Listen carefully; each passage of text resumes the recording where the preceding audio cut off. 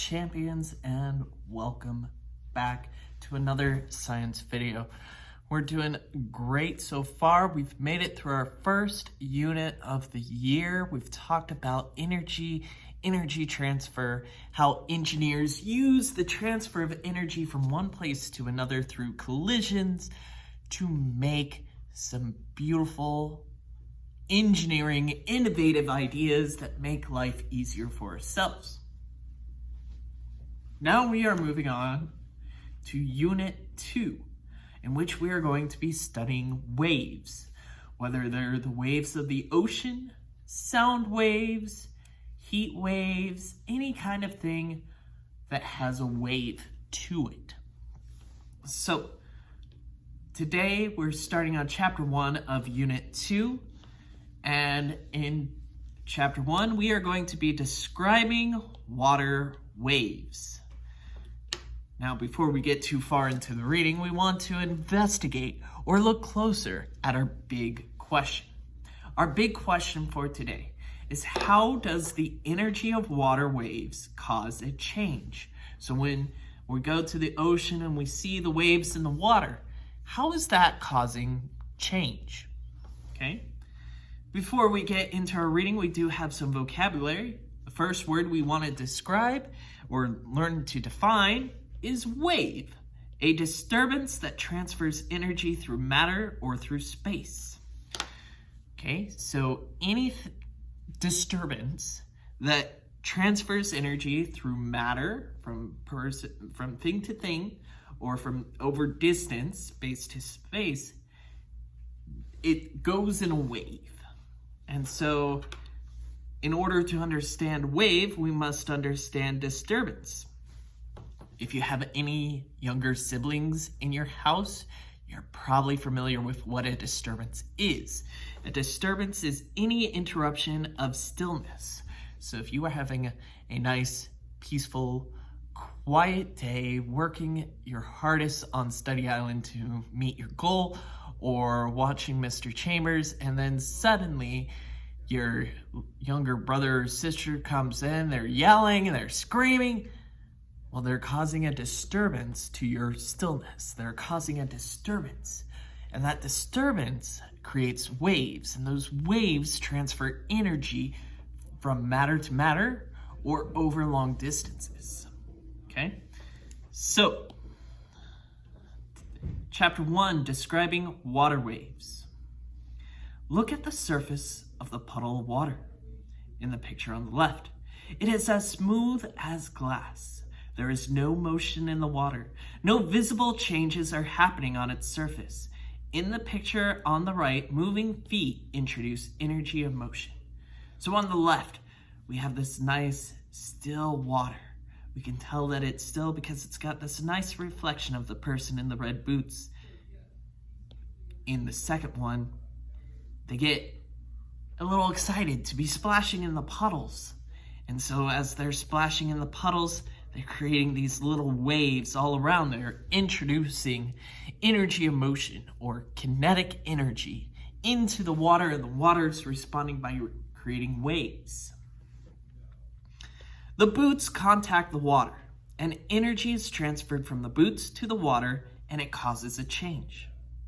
What change does this cause? It causes a disturbance in the water that we can see.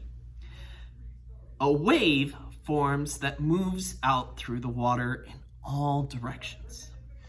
Water waves move away from the place that they start, and they transfer energy from one place to another in a predictable pattern. We can measure and predict from one wave to the next what pattern it's going to follow as it transfers energy along. Energy from wind produces waves in the ocean. Imagine that you are in the middle of the ocean. What would you expect to see? Water in the ocean is never still. It's always moving. The surface of the water is always rippled with waves. Some of the waves are low and gentle. Other waves become very steep and tall. But what causes those ocean waves? Well, the waves you can see on the ocean surface are caused mostly by wind. Mostly by wind. Wind is moving air that has energy of motion or kinetic energy. It's moving and it pushes the water. When the air moves across the surface of the water, the wind pushes on the ocean and energy transfers to the water. As the air continues to move, more and more energy is transferred to the water, sometimes creating giant waves. This motion energy then moves through the water as waves. As waves move through water, objects floating on the water surface bob up and down, up and down. A surfer rises as the wave pushes the board up. The surfer moves forward as the wave pushes the board toward the shore. Energy transfers through the water as the surfer floats on the surface. The movement of the water causes the position of the surfer to change. The surfer moves from one point to another because the energy of the water pushed by the energy of the wind moves the surfer back to shore. Waves have characteristics. Well, before I get into reading this, I see that I have a vocabulary box here, so I want to understand what the vocabulary we're about to explore will be. Crest is the highest part of a wave. So when a wave is going up, the top of the wave is called its crest. If it was a mountain, it would be its climax or its peak, but on a wave, it is its crest. Okay? The second word we're about to learn is trough, the lowest part of a wave, or trough, as this says. I apologize, I misspoke. That's why it gives us pronunciation keys. The trough is the lowest point. Trough, crest, trough, crest, trough, crest, trough, crest, trough, crest. To measure our waves, we measure their wavelength, the distance from one crest to the next crest of a wave. We go to the two highest points and measure the distance from crest to crest, the two tallest points. That's the length of the wave. Not crest to trough, but crest to crest. Okay? The wave height, so the length is crest to crest. The wave height is the vertical distance from the top of the crest to the bottom of the trough of a wave. So you can measure the height of the wave from the trough to the crest to the trough to the crest to the trough. To measure the length, it's crest to crest. So, now that we've got the vocabulary and Mr. Chambers has said crest and trough enough, let's get into some characteristics of those waves. A wave is not a random transfer of energy from place to place. Waves display regular patterns. If you look carefully at a set of waves, you can see that they have a repeating structure. You can identify different wave parts to describe a wave by its properties. Identifying and measuring different characteristics of a wave is especially helpful when scientists compare different waves. Let's look at a typical water wave from the side. Like most ocean waves, this wave was started when wind pushed on the surface of the ocean. The highest part of the wave is called the crest, and the lowest part of the wave is called the trough. And the length of a wave is measured from one crest to the next crest, and it's called the wave length. And the distance from the top of the crest to the bottom of the trough is called the wave height. So what that looks like is if we have a series of waves, we have our crests, which are the high points. The crest will be the same height. The wave length is from crest to crest. And then here are our troughs, the low parts, the lowest part. And the wave height is if I measure from the trough to the crest. Trough to crest will give me the wave height. So that's what those vocabulary terms look like when applied to a water wave. Crest, trough, trough. Waves differ in size and speed. Different size waves have different properties. Crests can be high or low. Troughs can be deep or shallow.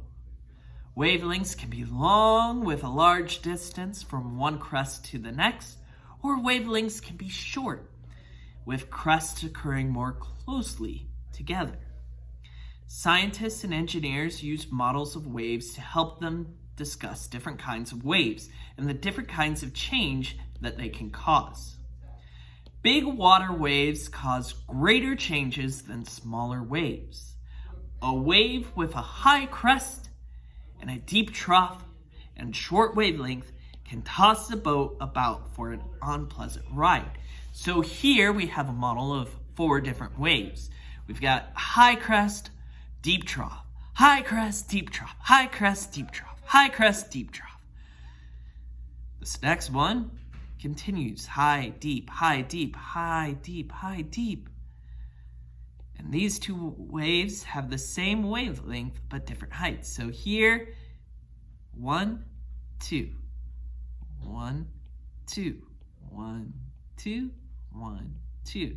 These go higher, but they still have the same wavelength.